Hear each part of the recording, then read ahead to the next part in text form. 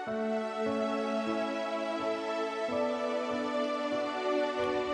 debosyong ito na mula sa kasama ni Jesus ngayong Sabado, Hulyo 11, ay may pamagat na matupad nawa ang iyong kalooban na isinulat ni Christopher King. Basahin natin ang Galatia, Kabanata 5, talata 22 hanggang 26. Tumahimik kayo at kilalanin ninyo na ako ang Diyos.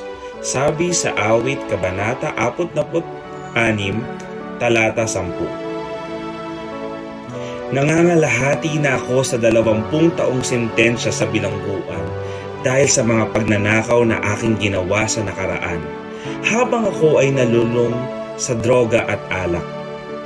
Sa paglipas ng mga taon, hindi mabilang ang mga gabing hindi ako makatulog sa pag-iisip at paniniwalang ang buong buhay ko ay isa lamang malaking pagkakamali.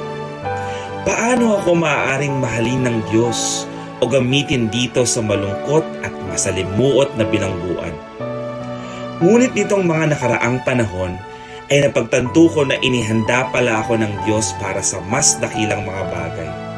Halos 1 taon na ang nakakalipas, kinuha ako ng bilangguan para maging isang peer mentor.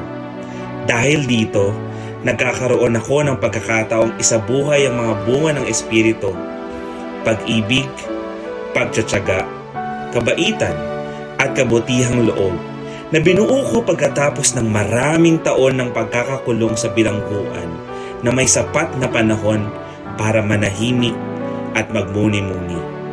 Kamakailan, na-promote ako bilang isang peer recovery specialist.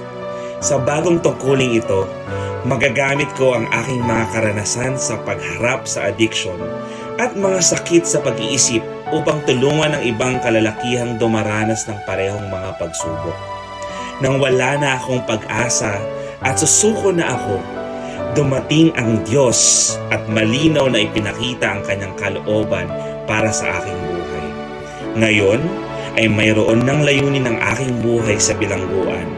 Araw-araw, nakakatulong ako sa mga itinuturing na itinakwil ng lipunan.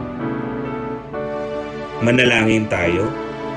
Makapangyarihang Diyos, tulungan mo kaming abutin ang iyong mga anak at itaas sila mula sa kawalan ng pag-asa.